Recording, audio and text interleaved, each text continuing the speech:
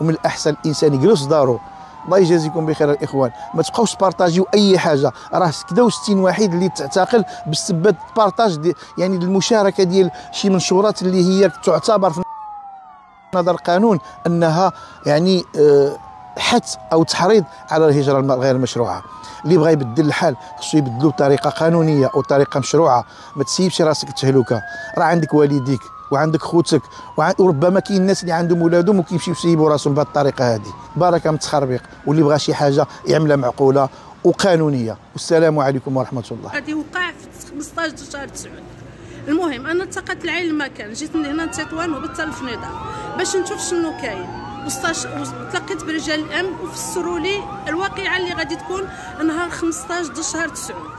يعني كاين شي واحد اللي نشر واحد المقوله في مواقع التواصل تيقول باللي ان غادي تفتح الحدود بين المغرب واسبانيا.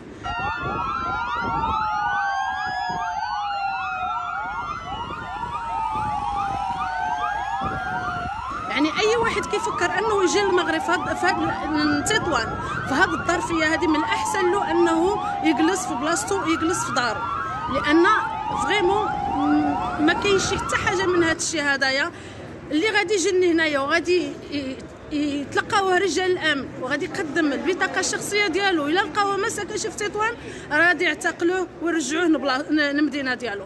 يعني اي واحد كيفكر انه يدخل لتطوان في هذه الساعه هذه من الاحسن له انه يجلس في بلاصتو، لان ما كاين حتى شي حاجه من هذا الشيء هذا كامل، وما كايناش يعني بلا ما تحلم انه الحدود غادي تحلك، انك غادي تمشي وتعمل داك الشيء اللي في راسك، لان ما تبقاوش تصدقوا داك الشيء اللي كيوقع في مواقع التواصل اللي كيتقال في مواقع التواصل، لان داك الشيء هذاك غير كذوب وغير كيبغيو يعملوا الفتنه في البلاد، لان كاين صحاب الحسنات. المهم هذا ميساج من تطوان، ويعني كنت حاضره انا وشفت شنو كاين، انهم تيعتقلوا اي واحد دخل تطوان يعني ما عندوش البطاقه الوطنيه من تطوان وما عندوش مثلا ساكن هنا في تطوان ولا ما خدام هنا في تطوان راه كيعتقلوه. المهم تحياتي من تطوان، وتنتمنى ان الشباب يفكر مزيان ويجلس في دارو وبلا ما يجي هنا تطوان، لان هبط انا في فنيدق وشفت شنو كاين، راه الامن مطرق يعني من باب الديوانه حتى الفوق، لان ما حتىش تفكروا بان هذا الشيء راه كاين، لان كيف قلت لكم يعني اصحاب الحسنات اللي كاينين هنايا في المغرب وكيبغيو يعملوا فتنه. المهم تحياتي من تطوان.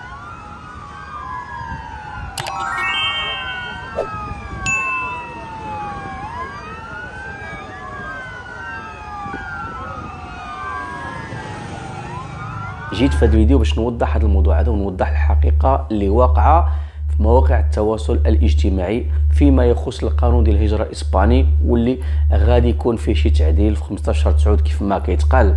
تقاسمنا معكم بعض البنود ودابا غنوضحوا هذا الامر هذا مزيان، لان الموضوع كارثي وبامتياز. والكارثه العظمى انك تقدر تمشي للحبس، وغنثبت لكم شنو وقع. اذا خليكم معايا باش نكملوا هذا الموضوع هذا بسلام ونوضحوا الامر للشباب المغربي اللي فاهم الامور بالغلط. تكلمنا معكم في هذه القناه هذه وقلنا بان كاين شي تعديل في قانون الهجره. انا شخصيا درت موضوع بسطت فيه شنو هما التعديلات اللي غتمشي ليها اسبانيا في قانون الهجره، بعض التعديلات اللي تكلمت عليها وباقا غير مسوده، باقي ما دخلش حيز التنفيذ القانون. وفوق هادشي كامل راه ما كايناش داكشي اللي كتحلموا به، ما كايناش شي حاجه سميتها ان اسبانيا 15/9 عاد عدل الوراق الناس كاملين.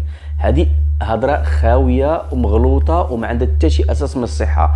اسبانيا ما غتعدلش الوراق 15/9 للناس كاملين، هذه معلومه خاطئه، واللي سبب في هذه الكارثه هذه هما الناس اللي ما عارفين والو في القانون الاسباني وما كيعيشوش في اسبانيا وما فاهمين والو، مزرفين ولاد البلاد.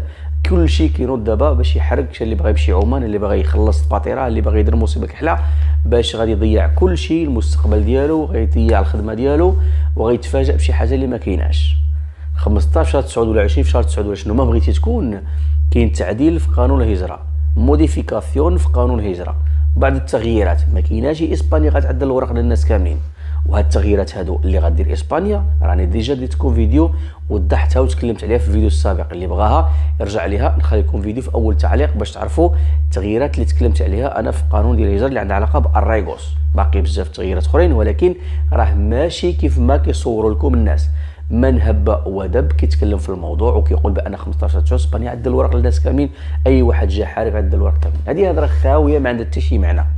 اسبانيا غتعدل الورق للناس اللي مقيمين هنا اكثر من 2 سنين، هما اللي غتعدل الوراق بشروط بطبيعه الحال، اثباتات، خاص شهاده السكنه ديالك وخاص بروفات وخاص راه ماشي السلام عليكم عندك عامين اجي ندير لك الوراق، راه ما كايناش هاد الهضره هادي، كاينه فقط خاص يكون عندك اثبات مقيم في اسبانيا لمده 2 سنين وباثبات، يعني بالدليل، ماشي مثلا جيتي واحد النهار ودرتي شهاده السكنه ورجعتي للمغرب ومن بعد قلتي دابا غادي يحلوا غادي يرجع راه غادي يعدلوا لي، راه ما كايناش هاد الهضره هادي، راه خاصك تكون ديك 2 سنين قضيتيها هنايا عاد باش يكون انت من المحظوظين انك تقدر تعدل الورقات ديالك.